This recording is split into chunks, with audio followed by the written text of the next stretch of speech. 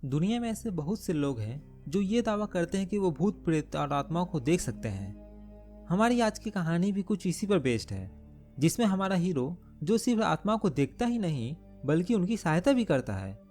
इसी तरह एक दिन उसकी मुलाकात अपने ही उम्र की एक फीमेल आत्मा से होती है और पहले ही नज़र में वो उसे पसंद करने लगता है। अब ये लड़की कौन है और हमारा हीरो अपनी शक्तियों का इस्तेमाल कैसे करता है, जानेंगे हम आज की इस कहानी में। मूवी की शुरुआत में हम एक लड़की को देखते हैं जिसका नाम राका था। वह बस में बैठकर स्केच ड्रॉ कर रहा था। तभी उसकी नज़र सामने बैठी एक औरत पर जाती है जो फोन में अपने बेटे से बात कर रही थी। राका ध्यान से उनकी बातों को सुन रहा था। वो अपने बेटे को किसी बात के लिए बधाई दे रही थी। उन्हें अपने बेटे से प्यार से बात करता देख राका को अपनी माँ की याद आती है जो अब इस दुनिया में नहीं थी। तभी हम राका के हाथ में एक ब्रेसलेट को देखते हैं जो अपने आप हिलने लगती है, जिससे वो थोड़ा असहज महसूस करता है। तभी उसके पीछे हम एक भयानक आत्मा को देखते हैं। थोड़ी देर बाद बस में कुछ बदमाश लड़के उठते हैं जो राका के पास आकर उसे परेशान करने लगते हैं। वे लोग उसकी ड्राइंग बुक छीनकर उसका मजाक उड़ाते हैं कि वह कैसे अजीब सी ड्राइंग बनाता है। तभी जो औरत फोन में बात कर रही थी वह आकर उन लड़कों को अच्छे से फटकार लगाती है और उन्हें वहां से भगा देती हैं। वे राका से भी कहती हैं कि जब कोई तुम्हारे साथ गलत करे तो चुपचाप उसे बर्दाश्त करना बिल्कुल भी सही बात नहीं है। इतना कहकर वो महिला वहां से चली जाती है। राका वापस अपनी सीट पर बैठ जाता है। दूर खड़ी वह आत्मा भी उसे देख रही होती है और कमाल की बात तो यह थी कि राका भी उसे देख पा रहा था। फिर वह घर आ जाता है और वापस आकर बस वाली आत्मा का स्केच ड्रॉ करता है।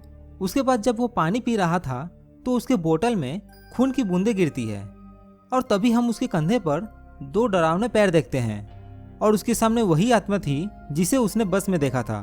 वह राका से मदद मांग रही थी। तभी हम एक डेड बॉडी को देखते हैं जिसे कुछ पुलिस वाले जमीन से निकाल रहे थे। यह उसी लड़की की डेड बॉडी थी जिसकी आत्मा राका से मदद मांग रही थी। साथ ही साइड में हम राका को भी देखते हैं। अब यहाँ हमें यह पता चलता है कि राका को आत्माएं दिखती थी और आत्माओं को भी ये बात पता थी कि राका उन्हें देख सकता है। इसीलिए वो अपनी आखिरी इच्छा पूरी करने के लिए उससे मदद मांगा करती थी। सीन शिफ्ट होकर एक क्लब में दिखाती है जहाँ कुछ दोस्त पार्टी कर रहे थे क्योंकि उनके एक दोस्त का जन्मदिन था। सभी बहुत मजे कर रहे होते हैं। वो लोग सेल्फी भी लेते हैं। थोड़ी देर बाद वेनेसा नाम की एक लड़की घर जाने की बात करती है क्योंकि अगर वो जल्दी घर नहीं गई तो उसके घर वाले नाराज होंगे। वहाँ से निकलकर वो पार्किंग में अपनी कार की ओर जाते वक्त अपने पार्टी वाले फोटोज को देख रही थी और ध्यान नहीं देती कि उसके सामने मास्क पहने हुए कोई खड़ा है। जब वेनेसा की नज़र उस पर पड़ती है तो वो घबरा कर पीछे की ओर भागती है। तभी एक कार आकर उसे टक्कर मार देती है जिससे उसकी वही मौत हो जाती है। पार्टी में जब एक लड़की फोटोज को देख रही थी तो वो देखती है कि सारे फोटोज में वेनेसा की फोटोज ब्लर दिख रही हैं। वो इसका कारण समझ नहीं पाती। अगले दिन जब राका बस में कहीं जा रहा था तो अपने सामने की सीट में वो एक बूढ़ी औरत को देखता है जो उसे ही देख रही थी। उसे लगा कि वो कोई भटकती आत्मा है। पहले तो वो उसे इग्नोर करता है लेकिन अंत में उससे परेशान होकर वो पूछ लेता है, क्या हुआ अम्मा, तुम्हारी कौन सी इच्छा अधूरी रह गई या तुम किसी से बदला लेना चाहती हो? थोड़ी देर बाद उसे रियलाइज होता है कि वह कोई आत्मा नहीं बल्कि जिंदा इंसान है। असल में उस औरत का हेयर क्लिप राका के पैर के पास गिरा था और उसे वही चाहिए था, तो राका उसे उठाकर दे देता है। राका भी सोचता है कि मैं कितना बड़ा बेवकूफ़ हूँ, जिंदा इंसान को मरा हुआ समझ लिया। उसके इस हरकत को देख पीछे सीट पर बैठी एक लड़की हंसने लगती है। जब राका उसे देखता है तो वो नज़र घुमा लेती है। जब उतरने का समय आया तो बाहर बहुत जोर से बारिश हो रही थी। वो लड़की बारिश में ही खड़ी थी। तभी राका अपना छाता उसके ऊपर रखता है ताकि वो भीगे ना, लेकिन वो खुद भीग रहा था। एक दुकान में जाकर राका उसे दूसरी तरफ देखने के लिए कहता है ताकि वो अपने कपड़े बदल सके। लड़की भी वैसा ही करती है। उसके बाद दोनों ढेर सारी बातें करते हैं। राका कहता है, अच्छा ही हुआ जो बारिश हुई, इस वजह से हमें बात करने का मौका मिला। लड़की को देख के लग रहा था कि वह किसी वजह से उदास है। राका उससे इसकी वजह पूछता है लेकिन वह कहती है ऐसी कोई बात नहीं है। राका उसे अपना नाम बताता है और उससे उसका नाम पूछता है। जैसे ही वो अपना नाम बताने वाली थी दुकान मालकिन चाय लेकर आती है, लेकिन वो सिर्फ एक कप ही चाय लाई थी। राका उनसे पूछता है कि अरे आंटी, आपने एक कप चाय क्यों लाए, हम तो यहाँ दो हैं। दुकान मालकिन हंसती है और कहती है, क्या मजाक कर रहे हो बेटा, तुम तो अकेले यहाँ आए हो और तब से खुद से ही बातें किए जा रहे हो। राका को आंटी की बातें समझ नहीं आती, लेकिन जैसे ही वो पीछे मुड़कर देखता है तो वहाँ कोई नहीं था। उसी वक्त उसकी हाथ की बैंड हिलने लगती है। राका को समझने में देर नहीं लगती कि जिस लड़की से वो अभी तक बातें कर रहा था असल में वो एक आत्मा थी। सामने देखने पर उसे वह लड़की बारिश में चलती हुई दिखती है, लेकिन उसके ऊपर बारिश की एक भी बूंद नहीं गिर रही थी। यह देख राका हैरान हो जाता है।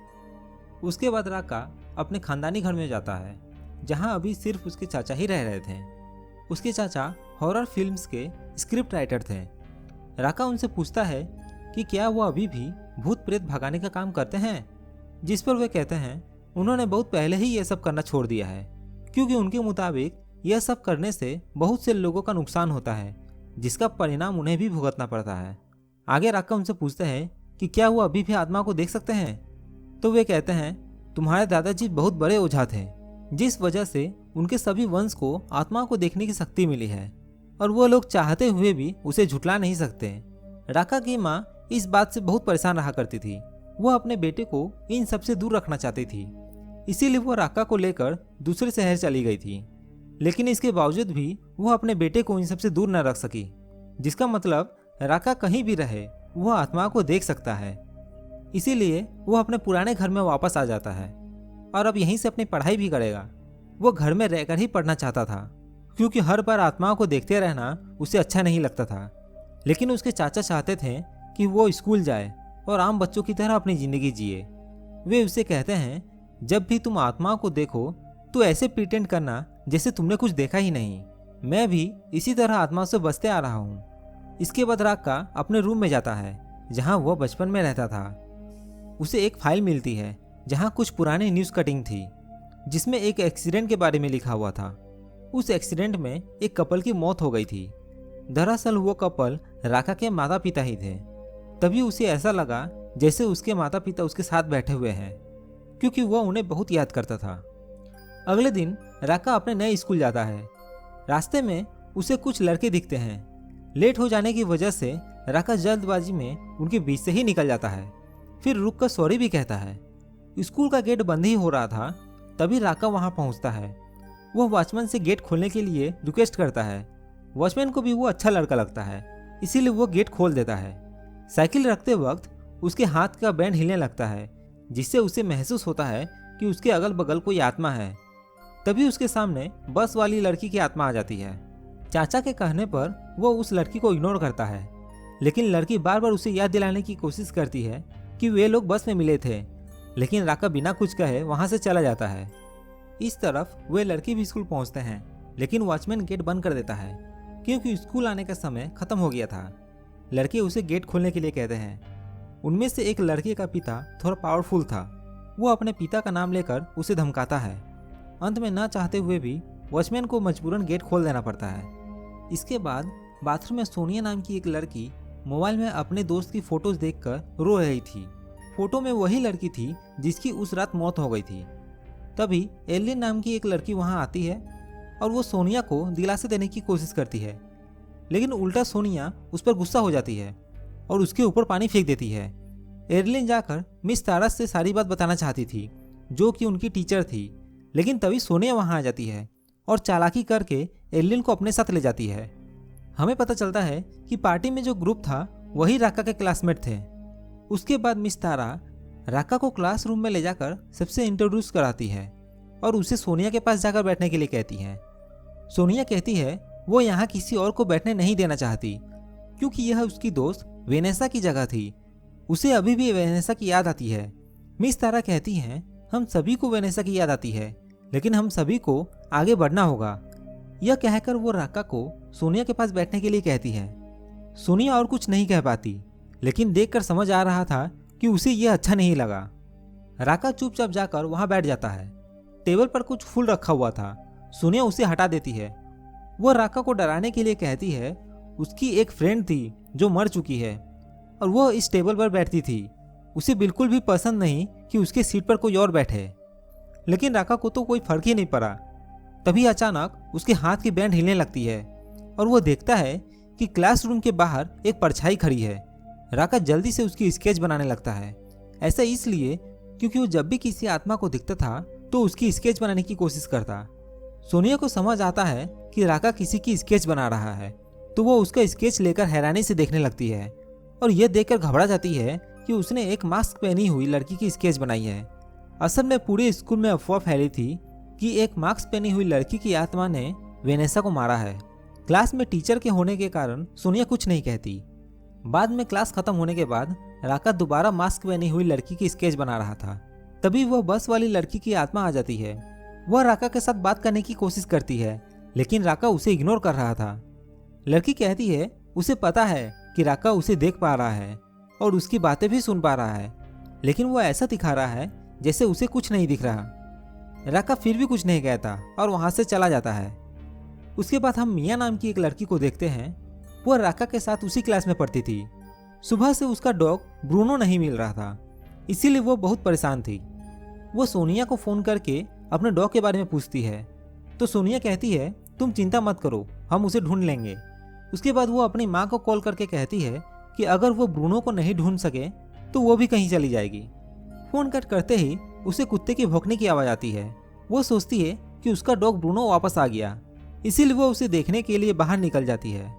लेकिन वहाँ उसका डॉग नहीं था, बल्कि हमें वही डरावनी आत्मा दिखलाई जाती है। पेड़ पर उसे एक बैग दिखता है जिसमें से खून टपक रहा था। तभी वो बैग फट जाता है और सारा खून मिया के ऊपर गिरता है। वो वहाँ से भागने की कोशिश करती है, लेकिन वो आत्मा उसका पीछा करती है। सीन चेंज होकर पुलिस स्टेशन में शिफ्ट होती है, जहाँ एक महिला अपनी बेटी की मिसिंग कंप्लेंट लिखवाने आई थी, और यह और कोई नहीं बल्कि मिया की माँ थी। यह बात जब सोनिया को पता चलता है तो वो अपने बॉयफ्रेंड डोडी के साथ इसे शेयर करती है। डोडी कहता है हमें इस मामले में नहीं पढ़ना चाहिए। तो सोनिया कहती है मुझे लगता है इन सभी घटनाओं के पीछे मास्क वाली आत्मा का हाथ है। लेकिन डोडी को उसकी बातों पर यकीन नहीं होता। तभी वहाँ राका आ जाता है।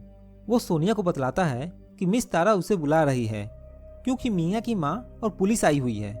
तो सोनिया वहाँ से चली जाती है।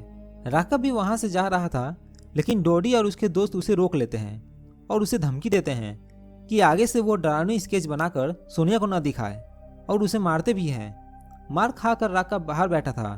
तभी उसके पास उसी लड़की की आत्मा आती है। राका फिर से नाटक करता है कि उसे कुछ नहीं दिख रहा। तो वो आत्मा कहती है उसे अब और नाटक करने की जरूरत नहीं है, उसे पता है कि राका उसे देख सकता है।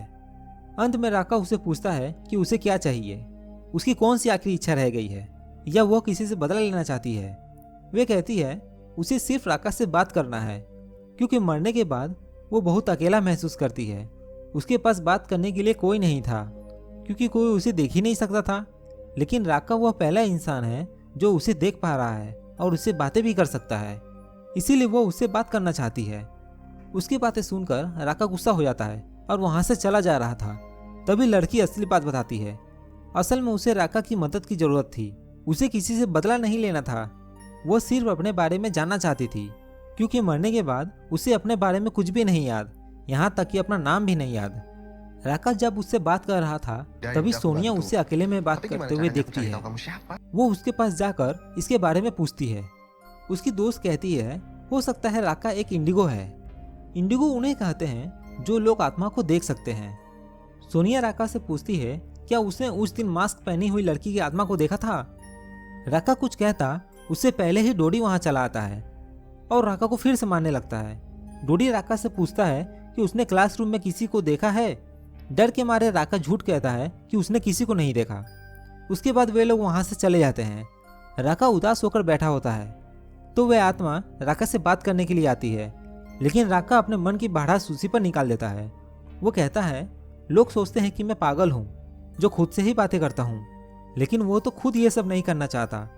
लड़की उसे समझाने की कोशिश करती है, लेकिन राका तो भाई गुस्से में था। वो कहता है तुम एक आत्मा हो और तुम कभी नहीं समझ सकती कि मुझे कैसा लग रहा है, और आगे से वो उसे परेशान ना करे। यह कहकर राका वहां से चला जाता है। रात में राका देखता है उसके चाचा कुछ झाड़ फूक कर रहे थे। राका उनसे पूछता है आपने तो कहा था यह सब छोड़ दिया है, तो यह सब क्या है। वो कहते हैं यह सिर्फ प्रार्थना है। उसके बाद चाचा उससे उस लड़की आत्मा के बारे में पूछते हैं। यह सुनकर वो खुश होते हैं कि राका ने उससे अपना पीछा छुड़ा लिया है, लेकिन राका ऐसा करके खुश नहीं था। दूसरी तरफ हम एक लड़की को देखते हैं जो राका का क्लासमेट था, जिसका नाम लीनो था। वो वीडियो गेम खेल रहा था। तभी कुछ आवाज़ सुनकर वो दरवाज़ा खोलकर चेक करता है, लेकिन बाहर कोई नहीं था, इसीलिए वो दोबारा आकर गेम खेलने लगता है। तभी कोई पीछे से उस पर हमला करता है और उसे मार देता है।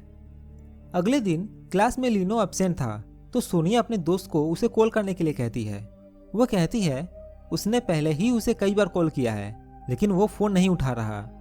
क्लास खत्म होने के बाद राका उस आत्मा वाली लड़की को ढूंढ रहा था क्योंकि उसे उसके लिए बुरा लग रहा था, इसीलिए वो उसकी मदद करना चाहता था।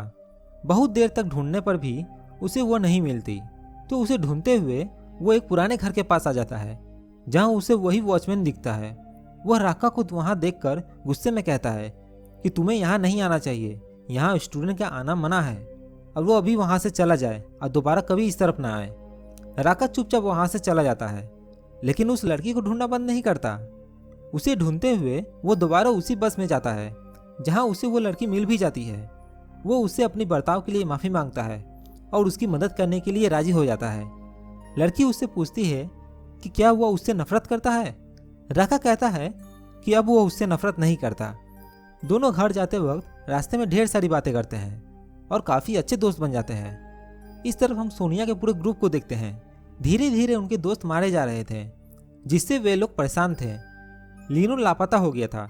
उसकी जांच के लिए वो लोग उसके कंप्यूटर को खोलकर देखते हैं तो उन्हें उसी रात की वीडियो मिलती है जिस रात वो गायब हुआ था। वो देखते हैं कि किसी आवाज़ से लीनो दरवाज़ा खोलता है और दोबारा आकर बैठ जाता है। तभी वो कुछ देखकर घबरा जाता है और कहता है मास्क वाली भूत, जिसके बाद वीडियो बंद हो जाती है। यह देखकर वो लोग काफ़ी डर जाते हैं और समझ पाते हैं कि इन सभी के पीछे उस मास्क वाली भूत का ही हाथ है। उसके बाद हम राका के चाचा को देखते हैं जिनके हाथ में भी वैसा ही बैंड था जैसा राका के हाथ में होता है। राका के घर आते ही उनके हाथ का बैंड हिलने लगता है जिससे वो चौंक जाते हैं। तभी राका के पीछे वो लड़की भी होती है जिसे राका अपने साथ घर ले आया था और उसी की वजह से बैंड हिल रहा था। राका कहता है वो कुछ नहीं कर सकता क्योंकि वो लड़की उसे छोड़ ही नहीं रही थी, इसीलिए वो उसे यहाँ ले आया। उसकी बातें सुनकर उसके चाचा भी कुछ नहीं कह सके। अगले दिन दोनों मिलकर घूमने जाते हैं, साथ में बहुत मजे करते हैं, सेल्फी भी लेते हैं। वो अलग बात थी कि उसमें सिर्फ राका ही दिख रहा था। बहुत दिनों के बाद राका इतना खुश हुआ था। हमेशा वो आत्माओं की डरावनी स्केच बनाता था लेकिन आज उसने इस लड़की की एक सुंदर सी स्केच बनाई थी जो देखकर वो लड़की भी बहुत खुश होती है। वो हर वक्त राका के आसपास ही रहा करती थी। राका स्केच पर उसका नाम विंडी लिखता है जिसका मतलब हवा होता है क्योंकि वो हवा की तरह उसके आसपास ही रहा करती थी और हवा में गायब भी हो जाती थी। लड़की को अपने बारे में कुछ याद नहीं था, अपना नाम भी नहीं, इसीलिए वह एक नाम पाकर बहुत खुश हो जाती है। एक दिन चाचा राका से पूछते हैं कि क्या वो विंडी को पसंद करता है, जिसे सुनकर राका थोड़ा शर्मा जाता है। वो कहता है कि शायद उसने विंडी को पहले भी कहीं देखा है। तो उसके चाचा कहते हैं बेटा भूलना मत, विंडी कोई इंसान नहीं बल्कि भूत है। इतना कहकर वो हंसकर वहां से चले जाते हैं। उसके बाद विंडी आकर राका को डांस करने के लिए कहती है। फिर दोनों मिलकर डांस करते हैं। अगले दिन क्लास में टेस्ट का रिजल्ट दिया जा रहा था। सबसे कम नंबर सोनिया और उसके दोस्तों को ही मिले थे जबकि सबसे ज्यादा नंबर एलिन को मिला था। टीचर के जाने के बाद सोनिया एलिन को आकर एक थप्पड़ मारती है जिसका कारण वो यह बताती है कि जब टीचर सोनिया का कम नंबर बता रहे थे तब एलिन हंस रही थी, इसीलिए उसने उसे मारा। जबकि हमें पता है कि एलिन ने ऐसा कुछ नहीं किया, वो अपने नंबर को देखकर खुश हो रही थी। तभी राका वहां आ जाता है और सोनिया को एलिन से दूर रहने के लिए कहता है। तो डोडी भी वहां आ जाता है और वो राका से झगड़ा करने लगता है। डोडी के दोस्त जबरदस्ती राका को पकड़कर डोडी के पैरों में गिराता है और उससे माफी मंगवाता है। अपनी इतनी बेइज्जती से राका को बहुत बुरा लगता है। तभी विंडी वहां आती है और उसे दिलासा देती है। राका कहता है वो बहुत बेवकूफ़ है, तभी तो वो अपने साथ ऐसा होने देता है। लेकिन विंडी कहती है कि वो बेवकूफ़ नहीं बल्कि एक अच्छा इंसान है, इसीलिए वो उनके साथ बुरा नहीं कर पाता। अगली सीन में डोडी के आदेश पर उसका एक दोस्त चोरी छिपे स्कूल में जाता है ताकि एग्जाम के पेपर चुरा सके। वॉचमैन से बचते हुए वह अंदर घुस जाता है और एग्जाम पेपर ढूंढने की कोशिश करता है। तभी उसे एक आवाज़ सुनाई देती है। उसे लगा कि शायद वॉचमैन वहां आ रहा है, इसीलिए वो बाथरूम में छुपने के लिए जाता है। तभी कोई उसका नाम लेकर बुलाता है, लेकिन जैसे ही वो गेट खोलता है खून से सनी हुई लड़की सामने आती है। अगले ही पल वो लड़की मास्क वाली भूत में बदल जाती है। उसे देखकर वो डर जाता है और मदद के लिए डोडी को कॉल करता है। लेकिन उस वक्त वे लोग एलिन को परेशान करने में लगे हुए थे, इसीलिए अपने दोस्त का फ़ोन नहीं उठा पाते और इधर उस लड़के का काम तमाम हो जाता है। अगले दिन एग्जाम हॉल में सोनिया इंतजार में बैठी थी कि कब डोडी उसे आंसर शीट देगा, लेकिन डोडी कहता है उसका दोस्त कल से लापता है और कल से वो घर भी नहीं गया। तो वे लोग दूसरा जुगाड़ लगाते हैं। दूसरी तरफ राका अपना एग्जाम दे रहा था, तभी उसके सामने मास्क वाली भूत आ जाती है और उसका हाथ पकड़कर अपने मर्जी अनुसार चलाने लगती है। राका काफी डर जाता है, लेकिन जैसे तैसे खुद को संभाल लेता है। एग्जाम खत्म होने के बाद राका विंडी से पूछता है कि क्या उसने स्कूल में कभी किसी मास्क वाली भूत को देखा है। राका किसी दूसरी लड़की भूत को ढूंढ रहा है, यह जानकर विंडी गुस्सा हो जाती है। वह उसके हाथ से स्केच को लेकर फाड़ देती है और कहती है आगे से वो कभी भी किसी दूसरी लड़की भूत के बारे में उससे ना पूछे। विंडी के इस जलन को देख राका हंसने लगता है। रात में राका के चाचा उसके स्कूल के टीनी नाम की एक लड़की की खबर देख रहे थे, तो वो राका से उसके बारे में पूछते हैं कि क्या वो टीनी नाम की किसी लड़की को जानता है, लेकिन राका उसे नहीं जानता था। तो अगले दिन राका स्कूल जाकर एलिन से टीनी के बारे में पूछता है। एलिन अपने आसपास देखती है और थोड़ा झिझकते हुए कहती है कि वो टीनी को जानती है, वे उन्हीं की क्लास में पढ़ती थी। राका उससे पूछता है कि क्या उसके पास टीनी की कोई फोटोज है। उसके पास कोई फोटोज नहीं था, तो वह कहती है जरूर स्कूल मैगजीन में उसकी फोटो होगी। उसी वक्त डोडी और उसके दोस्त वहां आ जाते हैं और वे लोग मिलकर उन दोनों को बुली करते हैं। तो राका और एलिन वहां से चले जाते हैं। फिर राका लाइब्रेरी में जाकर स्कूल मैगजीन ढूंढता है। तभी लाइब्रेरी में लाइट्स ऑन ऑफ होने लगती है, किताबें हवा में उड़ने लगती है और उसके सामने मास्क वाली भूत चली आती है। दोनों में हाथापाई होने लगती है। राका उससे पूछता है कि उससे राका से क्या चाहिए, लेकिन वो आत्मा कुछ नहीं कहती। राका की हाथ की बैंड से उसे तकलीफ होने लगती है और वो दूर हो जाती है, लेकिन तभी राका के हाथ से उसका मास्क खुल जाता है और उसका चेहरा देखकर राका हैरान हो जाता है, क्योंकि मास्क के पीछे और कोई नहीं बल्कि उसकी दोस्त विंडी थी। फिर वो वहां से गायब हो जाती है और सब कुछ पहले की तरह नॉर्मल हो जाता है। राका फौरन जाकर विंडी से पूछता है तो तुम ही सबकी जान ले रही हो, ऐसा क्यों कर रही हो। लेकिन विंडी को तो राका की कोई बात समझ ही नहीं आ रही थी, वो हैरान होकर बस देखे ही जा रही थी। राका उससे सारी बात बताता है। फिर सीन फ्लैशबैक में शिफ्ट होती है और हम देखते हैं विंडी उर्फ टीनी अपने आप को रूम में बंद कर ली थी और हमें यह भी पता चलता है कि टीनी और कोई नहीं बल्कि वॉचमैन की इकलौती बेटी थी। उसके पिता उसे बाहर आने के लिए कह रहे थे, लेकिन टीनी बाहर नहीं आना चाहती थी। वो कहती है अब वो और ये सब बर्दाश्त नहीं कर सकती। उसके पिता कहते हैं कि वो स्कूल में उनके ऊपर रिपोर्ट करेंगे, तुम हार मत मानो। टीनी कहती है रिपोर्ट करने से शायद उसकी समस्या और बढ़ जाए। फिर टीनी रूम से बाहर आती है और कहती है अपने प्रॉब्लम को मुझे खुद ही सॉल्व करना होगा और आपको चिंता करने की कोई जरूरत नहीं है। इतना कहकर वो वहां से चली जाती है। असल में टीनी की प्रॉब्लम्स थी सोनिया और डोडी की पूरी गैंग। वो लोग टीनी को बहुत बुली किया करते थे। धीरे धीरे उनका टॉर्चर इतना बढ़ गया था कि उसका सब्र अब जवाब दे चुका था। अब इस सब से छुटकारा पाने के लिए टीनी रात में घर से निकल जाती है। जब उसके पिता को इस बात का पता चलता है तो वो अपनी बेटी को ढूंढने के लिए निकलते हैं। उन्हें अपनी बेटी मिल जाती है, लेकिन तभी एक बस उनके सामने उनकी बेटी को टक्कर मारकर चली जाती है, जिससे टीनी की वही मौत हो जाती है। लाचार पिता खड़ा होकर अपनी बेटी को देखता रह जाता है। अपने मौत के बारे में सुनकर टीनी कहती है कि यह सब उसे याद क्यों नहीं है। राका गुस्से में कहता है तुम्हें अपने बारे में जानना था और मैंने तुम्हें तुम्हारे बारे में बता दिया। अब वह उसका पीछा ना करे क्योंकि वह एक बुरी आत्मा है। इतना कहकर राका वहां से चला जाता है। वह डोडी के पास जाकर उसे मारने लगता है। राका कहता है उसे पता चल गया है कि डोडी की वजह से ही टीनी की मौत हुई है। यह बात सुनकर डोडी बहुत गुस्सा हो जाता है और राका को मारकर वहां से चला जाता है।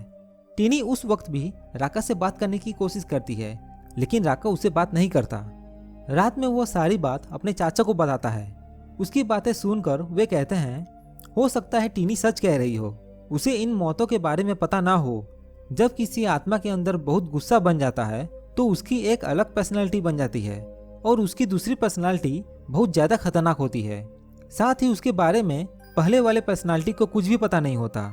इस बारे में वो एक किताब राका को दिखलाते हैं। सीन फिर से पास्ट में शिफ्ट होती है और हम देखते हैं कि कैसे सोनिया और डोडी के ग्रुप ने टीनी को परेशान किया था। उसकी गलती यही थी कि उसने एलियन को उनके हाथों से बचाने की कोशिश की थी और तभी से वे लोग उसके साथ ऐसा कर रहे थे। टीनी एक सीधी सादी लड़की थी, जिस वजह से उस पर उन लोगों का अत्याचार और भी ज्यादा बढ़ गया था। उन लोगों ने मिलकर लाइटर से टीनी का चेहरा जला दिया था और उसके बाल भी काट दिए थे। सोनिया उसे एक मास्क पहना देती है और कहती है अब से टीनी को मास्क पहनकर ही रहना होगा। और यहाँ हम समझ पाते हैं कि क्यों वो बूढ़ी आत्मा हर वक्त मास्क पहनकर रहा करती थी। सीन प्रेजेंट में शिफ्ट होती है और हम डोडी को देखते हैं जो अपने घर में था। तभी कोई मास्क और वुडी पहनकर उस पर हमला करने जाता है, लेकिन डोडी जैसे तैसे करके खुद को बचा लेता है और वहां से भाग जाता है। वह सोनिया को फोन करके कहता है कि इन सभी घटनाओं के पीछे टीनी के पिता का हाथ है, वही मास्क पहनकर सभी को मार रहे हैं, तुम सावधान रहना। दूसरी तरफ राका के चाचा उससे कह रहे थे कि धीरे धीरे टीनी की बुरी पर्सनालिटी उसकी अच्छी पर्सनालिटी को खत्म कर देगी और उस पर पूरी तरह से काबू कर लेगी, जिसका परिणाम यह होगा कि टीनी बहुत जल्द एक भयानक और खतरनाक आत्मा में बदल जाएगी। उसकी आत्मा अपने आप ऐसी नहीं हुई है, जरूर किसी ने जादू टोना करके उसकी आत्मा को बुलाया और उसे ऐसा बनाया है। बहुत संभावना है कि उसके पिता ने ही यह सब किया हो। यह सब सुनकर राका कहता है कि उसे अभी स्कूल जाना होगा, टीनी को उसकी जरूरत है, वरना वो अपनी अच्छाई हमेशा के लिए खो देगी। इस तरफ हम मिस तारा को देखते हैं जो अपने घर में बैठी थी। तभी कोई आवाज सुनकर वो बाहर जाती है और कोई उन पर हमला करके उन्हें मार देता है। इधर डोडी और सोनिया उस वॉचमैन के घर जाते हैं जहां स्टूडेंट का जाना मना था। वे डरते हुए उसे ढूंढते हैं। तभी अचानक गेट अपने आप बंद हो जाता है, जिससे दोनों बहुत ज्यादा डर जाते हैं। तभी सोनिया एक काले रंग के प्लास्टिक बैग में कुछ ढका हुआ देखती है, जो और कुछ नहीं बल्कि उनके ही एक दोस्त की डेड बॉडी थी। सोनिया वह लाश देखकर घबरा जाती है। तभी टीनी की बुरी आत्मा डोडी को मार देती है। सोनिया हाथ जोड़कर उससे अपनी गलती की माफी मांगती है, लेकिन वो आत्मा माफ करना नहीं जानती थी और वो सोनिया को भी मार देती है। थोड़ी देर बाद राका भी वहां आ जाता है और सभी लापता लोगों की लाशें उसे वहां मिलती हैं। शुरुआत से ही जो लोग गायब हो जा रहे थे उन सभी की लाशों को यहीं रखा जा रहा था। टीनी की आत्मा एक जगह चुपचाप बैठी थी, जिसके हाथ में स्कूल की ग्रुप फोटो थी। राका धीरे धीरे उसके चेहरे से मास्क उतारता है। इधर राका के चाचा उसके लिए बहुत चिंतित थे, इसीलिए वह उसे बचाने के लिए दोबारा अपने पुराने रूप में वापस आते हैं। वे एक खंजर लेकर कुछ मंत्र पढ़ते हैं। दूसरी तरफ हम स्कूल के सभी स्टूडेंट को देखते हैं जो स्कूल के बास्केटबॉल कोर्ट में जमा हुए थे। सभी बातें कर रहे थे कि क्यों मिस तारा ने उन्हें यहाँ बुलाया है, लेकिन असल में टीनी की आत्मा ने उन्हें यहाँ बुलाया था। टीनी सारे दरवाजे बंद कर देती है, जिससे सभी वहाँ फंस जाते हैं। सोनिया की दोस्त नयन सबसे अलग हो गई थी। तभी टीनी उसके सामने आकर उसे भी मार देती है। राका भी वहाँ सभी को बचाने के लिए आ गया था। उसके हाथ में टीनी की पुरानी डायरी थी। जब टीनी की शैतानी आत्मा सबके सामने आती है, तब राका उसके सामने आकर उसकी अच्छी बातें उसे याद दिलाने की कोशिश करता है। वो चाहता था कि टीनी के अंदर की अच्छी आत्मा बाहर आ जाए। एक पल के लिए वो इसमें सफल भी हो जाता है। वहाँ मौजूद सभी बच्चे टीनी से माफी मांगते हैं। टीनी दरवाजे खोल देती है और सभी वहाँ से भाग जाते हैं। राका चालाकी करके अपना जादुई बैंड टीनी को पहना देता है, जिससे उसके अंदर की बुरी पर्सनालिटी बाहर निकल आती है और वह राका के ऊपर हमला कर देती है। तभी राका के चाचा भी वहां चले आते हैं और जल्दी से अपना खंजर राका की ओर फेंकते हैं। उसकी मदद से राका उस बुरी आत्मा पर हमला करके उसे नष्ट कर देता है और टीनी राका से पूछती है कि वो क्यों उसके लिए इतनी तकलीफें सह रहा है। तो राका कहता है क्योंकि वह दोस्त हैं। यह बात सुनकर उसे राका के साथ बिताए हुए अच्छे दिन याद आते हैं और धीरे धीरे हवा में मिलने लगती है, जिससे हमें पता चलता है कि अब उसे मुक्ति मिल रही है। उसके पिता जोर जोर से रो रहे थे और अपनी बेटी को वापस बुला रहे थे। तब राका के चाचा उनसे कहते हैं कि उनकी बेटी वहीं जा रही है जहां उसे होना चाहिए, इसीलिए उनका फर्ज बनता है कि वो अपनी बेटी को वहां जाने दें। तब टीनी के पिता पूरी तरह से टूट जाते हैं। लास्ट सीन में राका को टीनी के कब्र के पास देखते हैं। वह टीनी की डायरी को उसे कब्र के पास रख कर जा रहा था। तभी उसके हाथ की बैंड हिलने लगती है, जिससे हमें समझ आता है कि टीनी की आत्मा अभी भी उसके आसपास ही है, जो सुख दुख में उसके साथ ही रहेगी। और इस तरह यह कहानी यहीं पर खत्म हो जाती है। अगर आपको यह कहानी अच्छी लगी हो तो एक लाइक और सब्सक्राइब जरूर कर देना।